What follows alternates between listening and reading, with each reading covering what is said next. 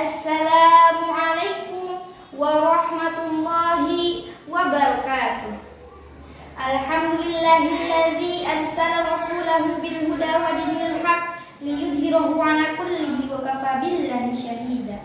Allahumma shalli wa sallim ala sayyidina Muhammad wa ala alihi wa sahbihi ajma'in. Amma ba'du. Pertama-tama dan yang paling utama, marilah kita panjatkan puji beserta syukur kehadirat Allah Subhanahu wa Ta'ala yang mana telah memberikan kita nikmat sehat, iman dan Islam. Sholawat beserta salam semoga tercurah limpahkan kepada junjungan kita, yakni Habibana wa Nabiyana wa Maulana Muhammad sallallahu alaihi wasallam. Tak lupa kepada keluarganya, sahabatnya, tabi'in dan tabi'atnya, dan semoga sampai kepada kita selaku umatnya yang insya Allah taat terhadap ajarannya. Hadirin rahimakumullah. Berdirinya saya di sini bukanlah seorang dai, bukanlah seorang menteri, apalagi seorang tukang cuci, melainkan seseorang yang akan menyampaikan sesuatu yang insya Allah bermanfaat.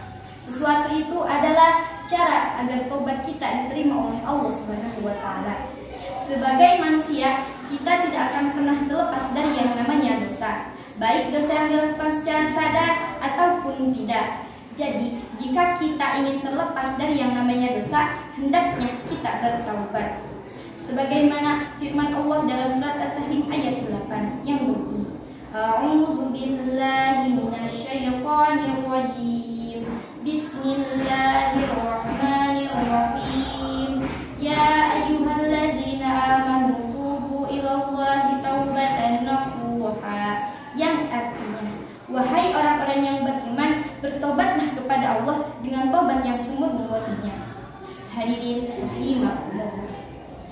Imam An-Nawawi rahimahullah menerangkan perihal syarat-syarat agar tobat kita diterima dan diampuni oleh Allah Subhanahu wa Ta'ala.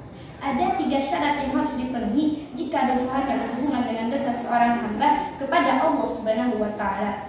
Yang pertama, berhenti melakukan dosa yang telah dilakukan sebelumnya. Yang kedua, bertekad untuk tidak melakukan dosa yang telah dilakukan sebelumnya. Yang ketiga, berjanji untuk tidak melakukan dosa yang telah dilakukan sebelumnya. Imam An-Nawawi rahimahullah menambahkan syarat yang keempat jika dosanya berhubungan dengan sesama hamba. Contohnya, mengambil hak seseorang dengan cara yang tidak hak. Jika berhubungan dengan harta, misalnya mencuri, merampas, dan semisalnya, maka cara mentaubatinya adalah mengembalikan hak yang telah diambil kepada pemiliknya.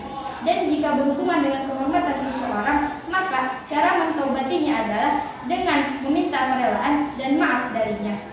Syarat-syarat taubat seperti ini harus dilakukan oleh seseorang yang bersungguh-sungguh ingin mendapatkan ampunan dari Allah Subhanahu wa Ta'ala. Karena pertobatan yang sesungguhnya adalah perubahan dari seseorang yang asalnya ahli maksiat menjadi ahli taat, yang asalnya jauh dari Allah menjadi dekat dengan kebaikan. Kami menasihatkan kepada diri kami pribadi dan seluruh umat muslim sekalian, marilah kita bertobat sebelum ajal menjemput. Bertobatlah selagi sempat, bertobatlah sebelum terlambat. Karena tidak ada yang tahu kapan ajal akan menjemput. Hadirin rahimakumullah. Hanya ini saja yang dapat saya sampaikan. Mohon maaf apabila ada kesalahan. Mudah-mudahan bermanfaat. Usikum wa nafsi bitaqwallah. Wassalamualaikum warahmatullahi wabarakatuh.